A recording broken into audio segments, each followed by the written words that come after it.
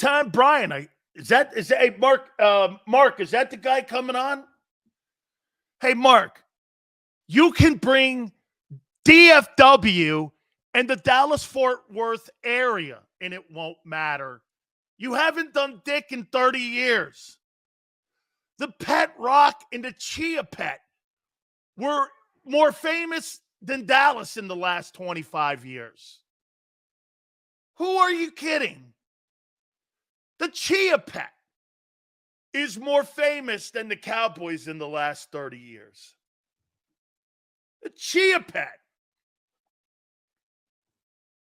After this franchise gave me the best deal anybody else offered me a year ago, now I'm going to moan and complain. That would go against everything else that guy has done since he's been here. Yeah, but there's a compromise position in there where they could have guaranteed another year without having to just throw extra money on top of it and set a new bar.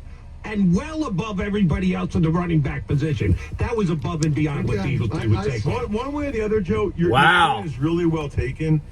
Jody Mack. Gardner Johnson, and if they move on from Goddard especially, those are the ones that kind of are a little head-scratching. But then the Saquon move does not flow with all this other talk about cash or whatever. That's the part. Yeah, I didn't understand that at all. Right now, a couple final minutes with Ross on the Eagles.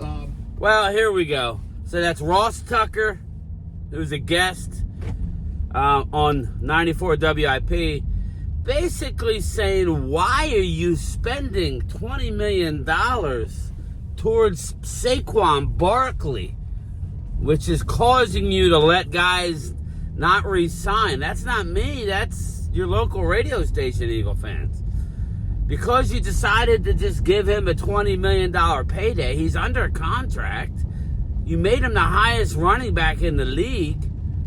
I mean, it didn't need to happen now.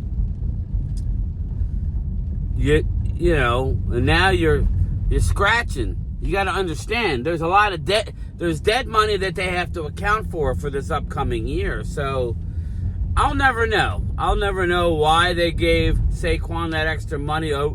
It's awesome to give money.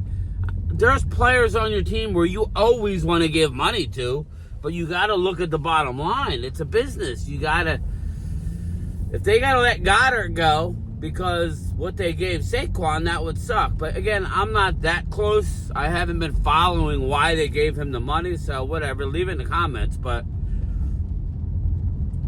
there is some question going on. Everybody wants to. I find it funny how you lost the majority of your depth, and you know, they helped you win that Super Bowl. It's basically all gone to get, except Bond. But yeah, you're not going to miss a beat. I think we all know, like we're all calling bullshit. You're going to have to rely on young players, and that's a crapshoot. But anyway, good morning, everybody. Good morning, everybody. Rise and grind on this Monday morning. Yes, Monday morning blues for me. It's raining. It's not supposed to rain all day, but I'm late. I am about 10 minutes late. Just wasn't feeling it this morning. Was not feeling it this morning. So, heading into work on this Monday morning blues. Yes. We sit here, 38 days away from the NFL draft, something like that. And, again, Dallas is still looking for a backup quarterback now. I mean, we're hearing that they got Will Greer and they're going to draft one. That's going to be your backup. On Mark Holmes' live stream yesterday at 5 o'clock, well, I didn't get on until 5:30, quarter to 6. You know, it's kind of, I think it's egregious that the Cowboys aren't going in with a competent backup. You know, Jameis Winston's out there, Drew Lock's out there, Joe Flacco's out there. Go get yourself a veteran to come in. And if Wade is right and Dak does tear the hamstring off the bone, then you got somebody who could step in, not named a rookie. So, I don't know. I would rather go with a rookie and a veteran, and just keep Will Greer on the practice squad. You're going to need 2 quarterbacks, people. You're going to need 2. They're not going to draft 2. Maybe they'll draft 1 and sign 1, but then you're really... I think you need to sign 1. What they may be waiting for, again, is after the draft, when the compensation picks don't have to be... You don't lose them. Once you wait until like the week after the NFL draft, you can pick up anybody you want, and you don't lose. It doesn't go credited towards free agency, so you won't lose a comp pick that you've already earned by D-Law going, or Jordan Lewis going, or Chauncey Golston going. We will get a few comp picks again next year. It's funny, I hear the Eagles are all excited about all their comp picks. Well, you know, you could do that when you win a Super Bowl, so. But when we do it, it sucks, right? It's just a double standard. I find it to be hysterical. But again, they're the Super Bowl champs, so they're allowed to have a double standard about everything. It's all good. But yeah, I mean, I don't know. Doing some mock drafts. If Dallas doesn't go wide receiver in the first round, they're going to have to go with whatever's left in a second, which means your running back could be suspect. Let's put it this way. We may be less happy with the running back than what we may want. So if Genty's there, fine. If Genty and McMillan are both there, what do you do? That's a question for my Cowboy faithful. If Genty and T. McMillan is there, what do you do? I'm going with McMillan. And get my running back probably in the 3rd round. I'm honestly probably getting my running back in round 3. I'm probably going wide receiver, defensive tackle, whoever's there at 44, Walter Nolan, I don't know. There's a lot of guys. So, go get me one. And then, in the 3rd round, give me that running back. Then use 2 of your 5s to move back up in the 4th. And give me something else you want. So, that's kind of how I'm rolling with it. I got another thing I want to talk about, too. I'm going to hammer Dak a little bit, so I know we're relying on Dak this year. You know, I wanted Dak to be more vocal.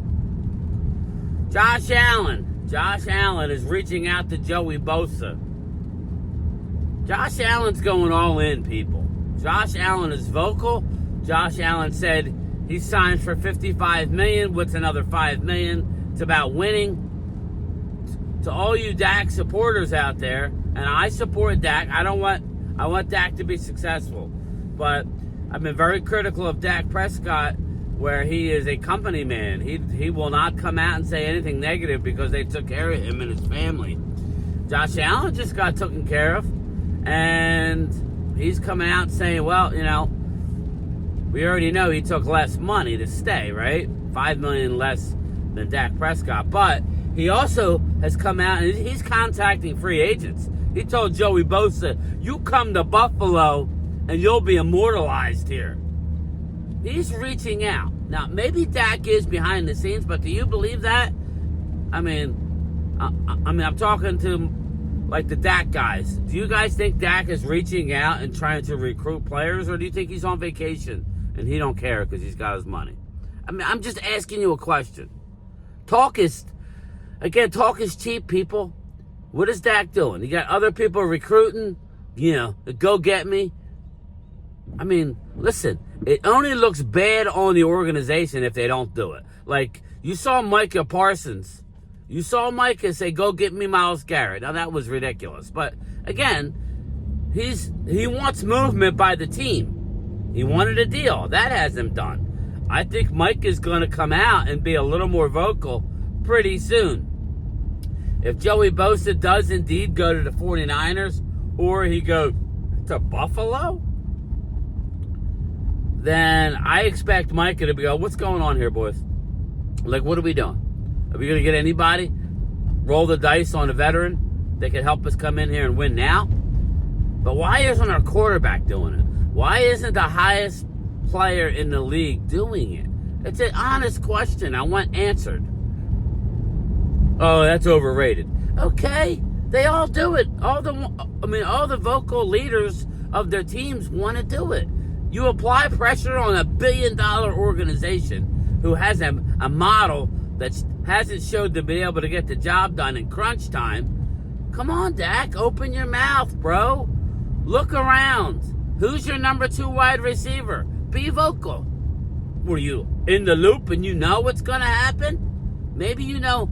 And I said this the other day. Maybe, Ultra Cowboy brought up Stephon Diggs, and I've contemplated Diggs. I'm hot, I'm cold, I'm hot, I'm cold, because he brings attitude with him. And, you don't want to mess with the young mindset of some of these cats. But maybe they got a deal in place with him that they'll sign it after the draft.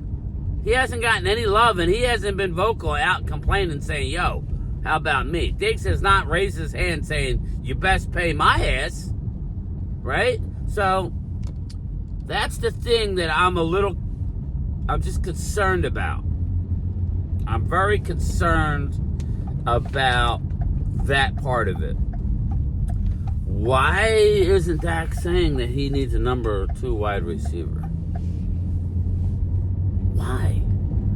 You got Josh Allen saying, he's talking to defensive players. Come on, big boy.